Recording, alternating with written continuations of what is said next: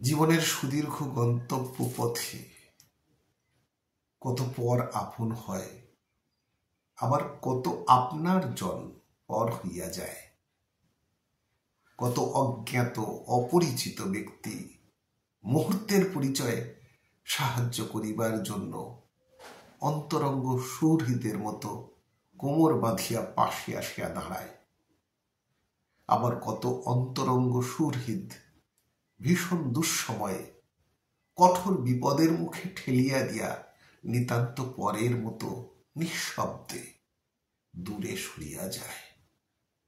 এ জগতে যাহার সাহায্য সহানুভূতি যত বেশি প্রয়োজন ও যত বেশি নিশ্চিত, তাহার সাহায্য সহানুভূতি হইতেই প্রয়োজনকালে তত বেশি বঞ্চিত হইতে হয়।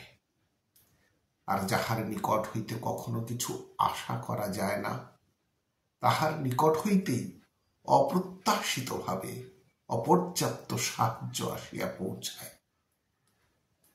তাই আদর্শের সাধনায় নিয়োজিত জীবন পথের সত্যিকার পথিক যে, সে কখনো প্রিয় সমাগমে আশায় উৎফুল্ল বা প্রিয়াপসরণে নিরাশায় মুহ্যমান হইয়া ভাঙিয়া পড়ে না। সে সমস্ত অবস্থাকেই ভগবৎ অভিষিত মনে করিয়া মন প্রাণকে তদনুন্মুখী রাখিয়া আপনার ভাবে আপনি কর্তব্য সম্পাদন করিয়া পথ চলিতে থাকে। কেহ সাহায্যার্থ কাছে আগাইয়া আসুক অথবা বীতশ্রদ্ধ হইয়া দূরে সরিয়া যাউক, কিছুতেই সে ভ্রুক্ষেপ করে না, কারণ সে সর্বদা জানে যে জীবনের মহান লক্ষ্যে পৌঁছিতে হইলে তাহার চেষ্টা, যত্ন, সাধনা তাহাকেই করিতে হইবে। অন্য কেহ আসিয়া কিছু করিয়া দিবে না, দিতে পারেও না।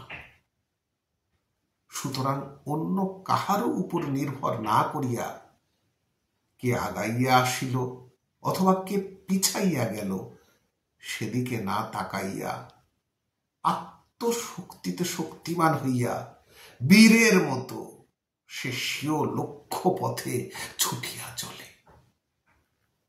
আর ইহাই বীর সাধকের চলার ভঙ্গি। প্রসঙ্গ সহায়তা জীবন সাধনার পথে স্বামী আত্মানন্দ।